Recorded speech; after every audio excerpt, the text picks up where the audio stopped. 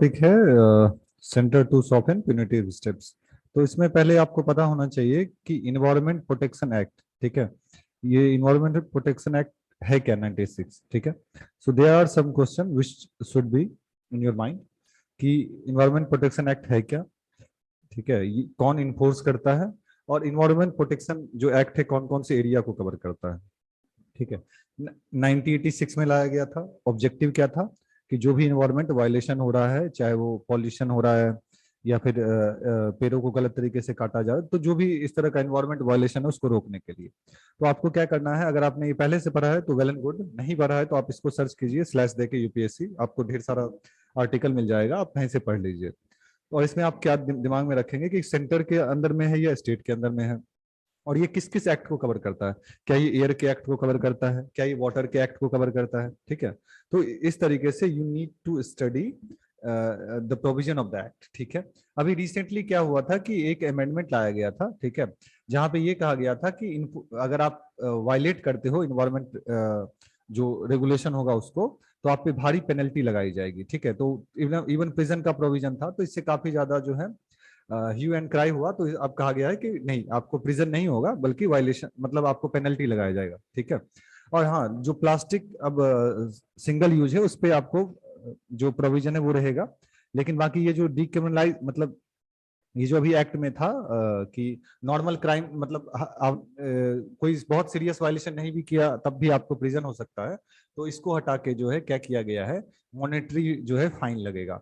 और वो फाइन कहाँ जाएगा, तो एक फंड भी बनाया जा रहा है, इन्वायरमेंट प्रोटेक्शन फंड। तो आपको ये नहीं कि अभी एग्जाम में इंस्टेंटली तो एग्जाम है नहीं, तो आप क्या करोगे, आप पहले अगर लॉ पढ़ा है तो ठीक है, नहीं तो लॉ को पढ़ लो।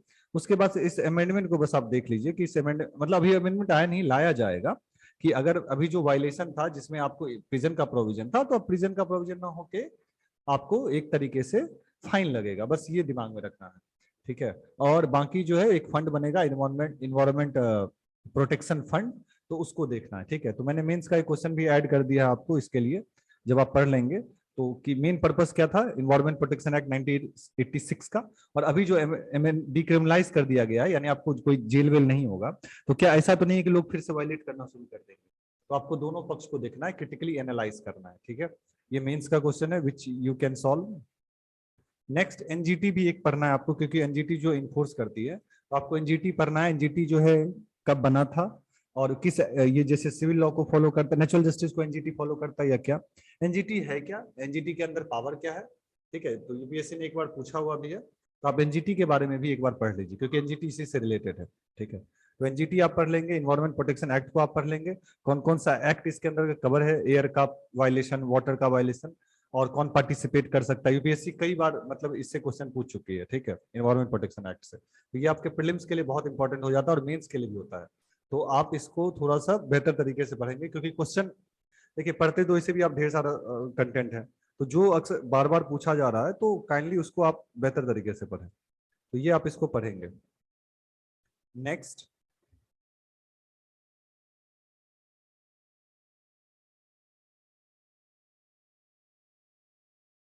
जो नेक्स्ट टॉपिक है वो है आपको, हाँ, एविएशन सेक्टर से रिलेटेड, ठीक है। एविएशन सेक्टर में मतलब एक तरीके से ऑथर ने क्या किया है, कंपेयर किया है, ठीक है। कैसे हमारे पास पहले एक चैनल था, ठीक है, DD1, और आज हमारे पास 500 से ज्यादा चैनल है। या फिर कैसे सॉफ्टवेयर इंडस्ट्री को हमने ओपन किया और आज हम सॉफ्टवेयर इंडस्ट्री में India has a competitive advantage, ठीक है। तो if we have done in this area, why couldn't we achieve the same level of success in aviation area. तो कुछ तो दिक्कत होगा ना कि आज एक या दो एयरलाइंस ही मोनोपोलाइज रखा हुआ उन्होंने रखा हुआ है, या एयरपोर्ट पे बहुत ज्यादा मोनोपोली है, ठीक है, एक या दो। तो इसको ठीक करना पड़ेगा एविएशन सेक्टर। इवन गवर्नमेंट ने एक स्कीम भी लाया हुआ रिसेंटली, उड़ान उड़े देश का आम नागरिक, ताकि हर कोई जो है कॉमन मैन भी एरो बेसिकली प्लेन का जो है सर्विस ले सके, ठीक है। तो इसमें दिक्कत क्या है, यानी कहीं ना कहीं तो बैरियर होगा, ठीक है। तो एयरलाइन इंडस्ट्री एक तो बाय 2030 ढेर सारा डाटा है, आप तो एक डाटा चेक कर लेंगे कि 2030 तक जो है जो नंबर ऑफ पैसेंजर है वो आज से मतलब काफी ढाई गुना से ज्यादा जो है ग्रोथ होने वाला है। एक तो पोटेंशियल बहुत सारा है, जॉब क्रिएट कर सकते हैं, एक कनेक्टिविटी के लिए है, आपका इकोनॉमी इंप्रूव हो सकता है, ठीक है। सो ये तो फायदा है आपको एयरलाइंस का, अगर आप इसको डेवलप करेंगे एयरपोर्ट को, इस सेक्टर को, जॉब क्रिएट होगा, इंफ्रास्ट्रक्चर क्रिएट होगा, इकोनॉमी बेहतर बनेगी, ठीक है, सॉफ्ट टूरिज्म इंडस्ट्री इंप्रूव होगा, ये तो इसका फायदा हो गया, ठीक है। अब इसमें चैलेंज क्या है, बैरियर कहाँ पे है, ठीक है, तो रेगुलेशन में बैरियर है, एंट्री नहीं किया दिया जाता है सबको, ठीक है, टफ एंट्री, जो फ्यूल प्राइस उस पर टैक्स लगता है वो हाई है, जो पब्लिक सेक्टर एयरपोर्ट है गवर्नमेंट का वो इनएफिशिएंट है, ठीक है। तो these are the points which you can write कि यहाँ पे हमें काम करना पड़ेगा, ठीक है। तो अभी हमारे पास चांस है कि हम जो है इसको बेहतर करें। और भी इशू है, ठीक है, हमने उड़ान भी किया, उड़े देश का हम नागरिक, लेकिन अभी भी जो है रीजनल कनेक्टिविटी जो स्मॉल टाउन है वहाँ पे अभी हम स्टेट का जितना और सेंटर को कोऑर्डिनेट करना चाहिए वहाँ पे उतना नहीं हुआ, ठीक है। बाकी इवन बहुत अच्छा एक एग्जांपल है हांगकांग जो है एयरपोर्ट, इवन हांगकांग का इकलौता एयरपोर्ट, वो भारत से 100 गुना ज्यादा कार्गो, इवन इंटायर 100 एयरपोर्ट अगर भारत का देखा जाए उससे ज्यादा कार्गो को हैंडल करता है। तो जो इस कार्गो सेक्टर है, एयर कार्गो, जो बहुत इंपॉर्टेंट होता है, रोड से जैसे एयर के थ्रू लाके उसको रोड से जोड़ देना, रेल से जोड़, तो इकोनॉमी के लिए बहुत अच्छा बैकबोन माना जाता है। तो यहाँ पे भी हम कितना इनएफिशिएंट है। एमआरओ सेक्टर है, ठीक है, maintenance repair and overhaul, in sector में भी जो है काफी हम पिछड़े हुए हैं। तो इन एरिया में हमें काम करना पड़ेगा, चाहे वो टैक्स से रिलेटेड है, कस्टम से रिलेटेड है, रेगुलेटरी से रिलेटेड है, फ्यूल प्राइसेस है, या फिर मोनोपोली है आपको पब्लिक सेक्टर का। सो यहाँ पे यदि हम प्रॉपरली काम करें तो जिस तरीके से हमने चाहे वो टीवी का इंडस्ट्री हो या टेलीकॉम का इंडस्ट्री हमने ग्रोथ किया, the same way we can also achieve in aviation sector also, okay. मैंने एक क्वेश्चन भी आपको शायद इसमें दिया हुआ है उड़ान के बारे में पढ़ने के लिए, तो आप थोड़ा सा उड़ान के बारे में भी पढ़ लीजिएगा, उड़े देश का आम नागरिक, ठीक है, तो that will be relevant, okay. Next जो इम्पोर्टेंट है, हाँ, पीटी के लिए आप एक चीज और पढ़ेंगे, एक तो उड़ान आप पढ़ेंगे अलग से इसके अलावा, और आप एक छोटा सा जीएस3 में नोट बना लीजिए एविएशन सेक्टर से इसमें, ठीक है, डाटा कि कितना पोटेंशियल होने वाला है, बैरियर क्या है, छोटा सा एक नोट अपना आप बना लीजिए। नेक्स्ट एक आप पीटी के लिए पढ़ सकते हैं, अगर आपको पता है तो वेल एंड गुड, नहीं तो आप अभी कर लें, ठीक है, बात के लिए नहीं टालना है। करंट अकाउंट डेफिसिट और कैपिटल अकाउंट डेफिसिट दोनों में अंतर क्या होता है, करंट अकाउंट और कैपिटल अकाउंट में अंतर क्या है, अगर आपको पता है वेल एंड गुड, नहीं पता है तो एक बार पढ़ लीजिए, करंट अकाउंट और कैपिटल अकाउंट में अंतर पढ़ लीजिए।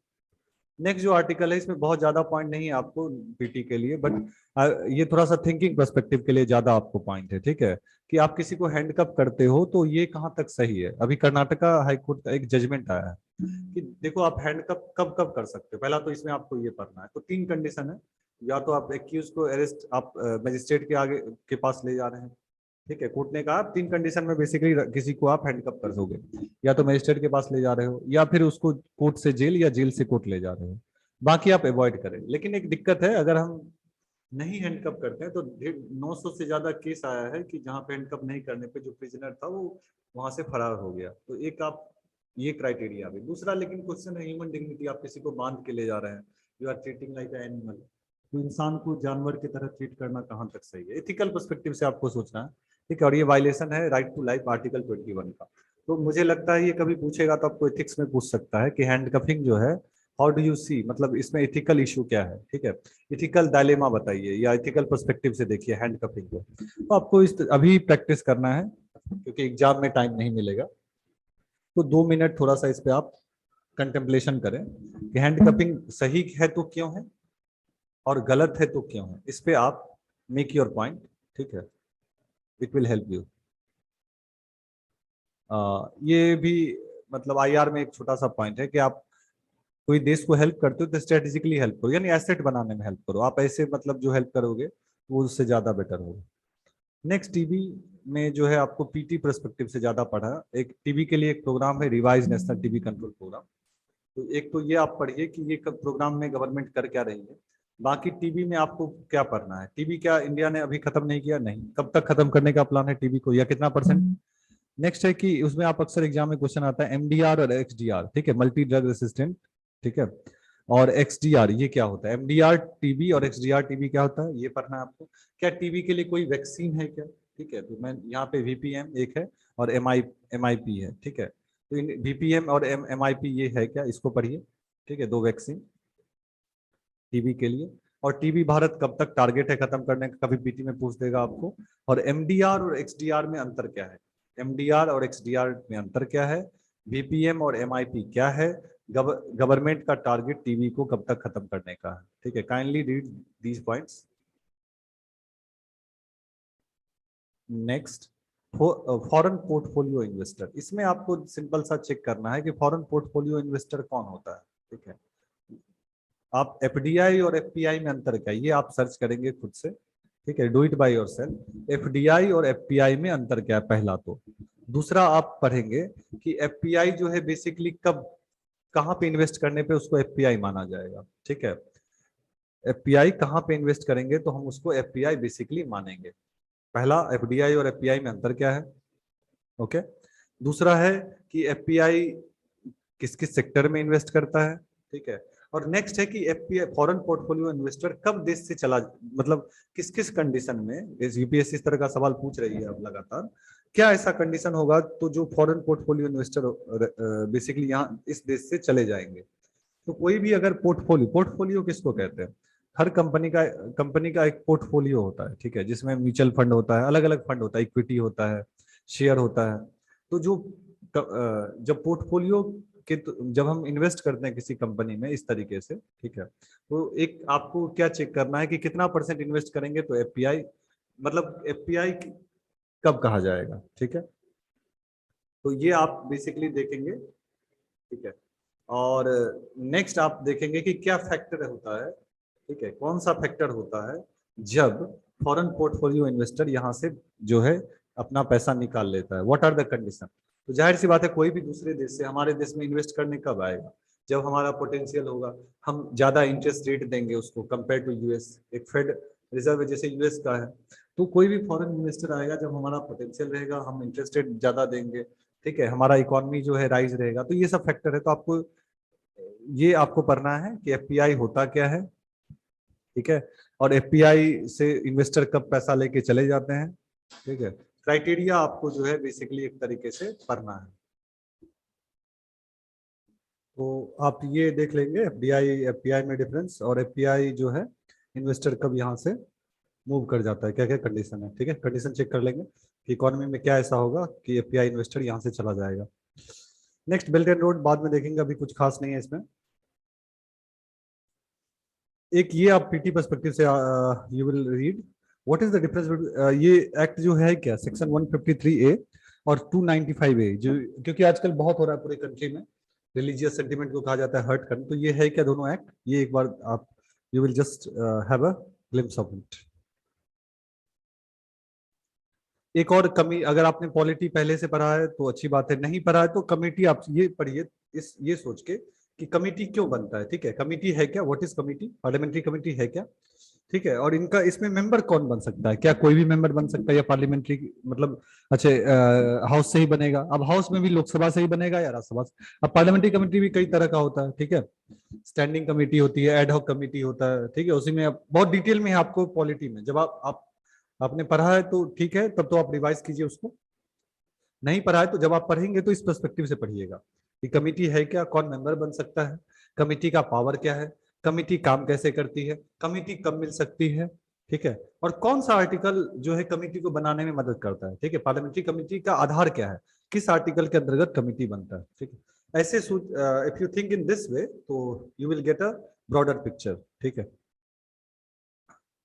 एक और पीटी पर्सपेक्टिव से आप पढ़ेंगे सेक्शन 69 ऑफ आईटी एक्ट। ठीक है, ये है क्या, क्योंकि section 66A already struck down है, तो 69 ऑफ आईटी एक्ट क्या करता है। ठीक है, 69 ऑफ आईटी एक्ट, और हैंडकपिंग का मैंने पहले बोला था, और एक लास्ट है आपको नेशनल फूड सिक्योरिटी एक्ट। ठीक है, तो ये आपको अभी इशू हो रहा है इसका, तो नेशनल फूड सिक्योरिटी एक्ट के बारे में आप पढ़ेंगे। ठीक है, पैडी को लेके था एक, तो नेशनल फूड सिक्योरिटी एक्ट है क्या। ठीक है, और इसमें कौन कौन कवर है। ठीक है, पूरे इंडिया का पॉपुलेशन कवर है इस एक्ट में या कुछ ही पॉपुलेशन कवर है। ठीक है, और इसमें इसके साथ आप पीटी के लिए और पढ़ेंगे। ठीक है, कि एमएसपी और सीआईपी में अंतर क्या होता है, सेंट्रल इशू प्राइस क्या होता है, एक एमएसपी होता है। ठीक है, और एक सीआईपी होता है, दोनों में डिफरेंस पढ़ लीजिएगा। और नेशनल फूड सिक्योरिटी एक्ट में कौन कवर है। ठीक है, इसमें कौन कौन बेनिफिशियरी है, तो इसको आप एक बार देखिए। और लास्ट है आप पीटी के लिए पढ़ेंगे परचेजिंग मैनेजर इंडेक्स, कौन रिलीज करता है और इसमें होता क्या है, परचेजिंग मैनेजर इंडेक्स। तो ये आज के लिए पॉइंट था। ठीक है।